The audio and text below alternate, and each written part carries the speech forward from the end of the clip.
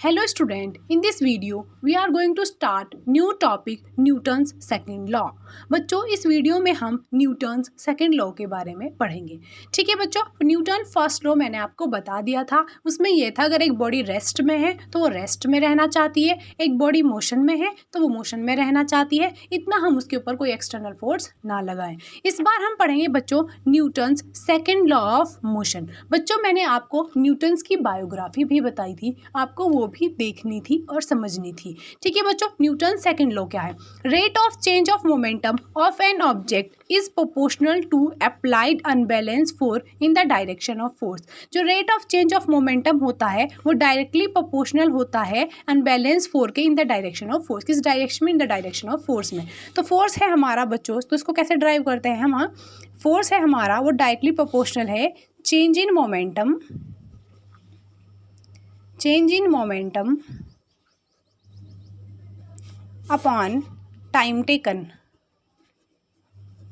तो बच्चों force directly proportional है हमारा change in momentum upon time taken. बच्चों मोमेंटम का फॉर्मूला आपको मैंने बताया था एम वी माइनस यू, है ना। मोमेंटम क्या बताया था मैंने आपको? एम वी, और चेंज इन मोमेंटम क्या हो जाएगा? M V minus M U. Initial U क्या है बच्चों? इनिशियल स्पीड, और वी क्या होती है? Final speed. प्रीवियस वीडियो में मैंने आपको बताया था मोमेंटम क्या होता है? Mass into velocity.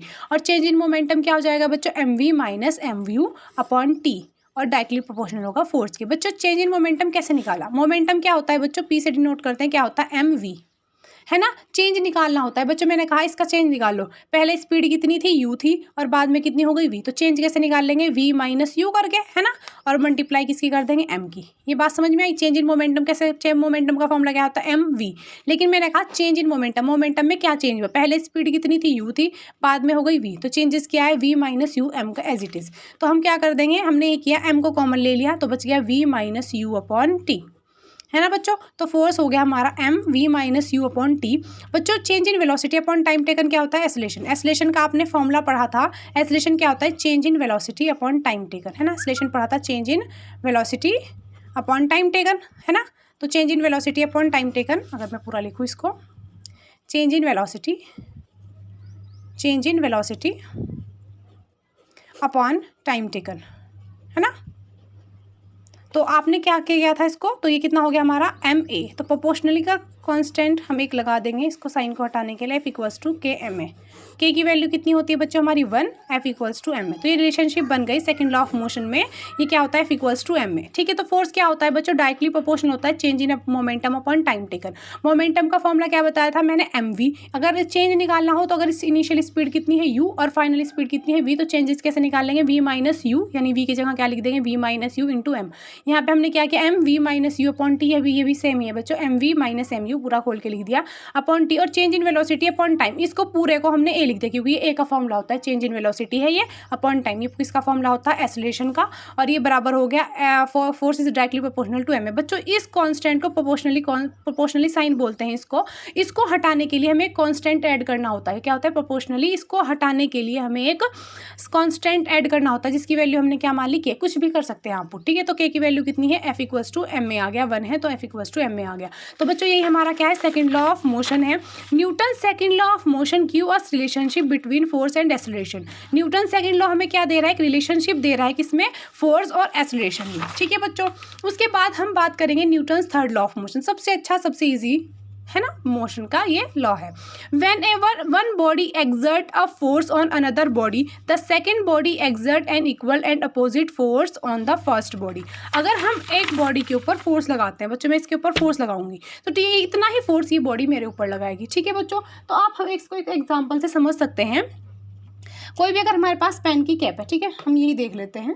हमारे पास अभी मैं मैग्नेट का चैप्टर पढ़ा रही थी तो बच्चों को मेरे पास मैग्नेट थी। जितना फोर्स ये इसके ऊपर लगाएगी इतना ही फोर्स ये वाली मैग्नेट इसके ऊपर लगाएगी। जितना फोर्स इसने लगाया इतना इसने लगाया, जितना इसने लगाया ना, जैसे इसने इसके ऊपर फोर्स लगाया इतना ही फोर्स इस बॉडी ने इसके ऊपर लगाया। जितना फोर्स एक बॉडी दूसरी बॉडी के ऊपर लगाएगी उतना ही दूसरी बॉडी, फर्स्ट बॉडी, जैसे सेकेंड बॉडी है और ये फर्स्ट बॉडी है, ठीक है, इस बॉडी ने इसके ऊपर 10 न्यूटन का फोर्स लगाया, इतना ही फोर्स ये इसके ऊपर 10 न्यूटन का फोर्स लगाएगी। सपोज आप 2 पर्सन है, दूसरे से बहुत प्यार करते हैं। जितना प्यार ये करेगा उतना ही प्यार इससे ये करेगा। ठीक है बच्चों, तो यही क्या है, इसका फिजिक्स का नियम है। तो अगर जितना फोर्स ये बॉडी लगाएगी उतना ही फोर्स ये क्या है, ये बॉडी इसके ऊपर लगाएगी। ठीक है, whenever one body exert a force on another body the second body exert an equal and opposite force on the first body. अगर इसने 10 न्यूटन फोर्स लगाया बच्चों तो ये भी 10 न्यूटन फोर्स लगाएगा। तो यही क्या है हमारा थर्ड लॉ ऑफ मोशन, जितना फोर्स एक बॉडी लगाएगी उतना ही उसके ऊपर उतना ही इक्वल एंड अपोजिट फोर्स लगे। जैसे मैंने इसके ऊपर इधर इस डायरेक्शन में लगाया तो इस कॉपी ने मेरे ऊपर इस ऊपर वाली डायरेक्शन में लगाया, मैंने इसे लगाया इस वाली डायरेक्शन में लगाया, इसने इस वाली डायरेक्शन में मेरे ऊपर फोर्स लगाया।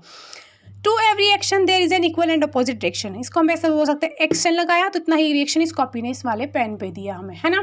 तो जैसे हम ऊपर छत पे से नीचे गिर जाते हैं तो हमारी बॉडी के ऊपर एकदम चोट लग जाती है बहुत ज़्यादा, है ना। तो जितना फोर्स हमने लगाया ना, हमारी बॉडी ने फोर्स लगाया अर्थ के ऊपर, उतना ही अर्थ ने हमारी बॉडी के ऊपर लगाया। तो ये to every action there is an equal and opposite reaction.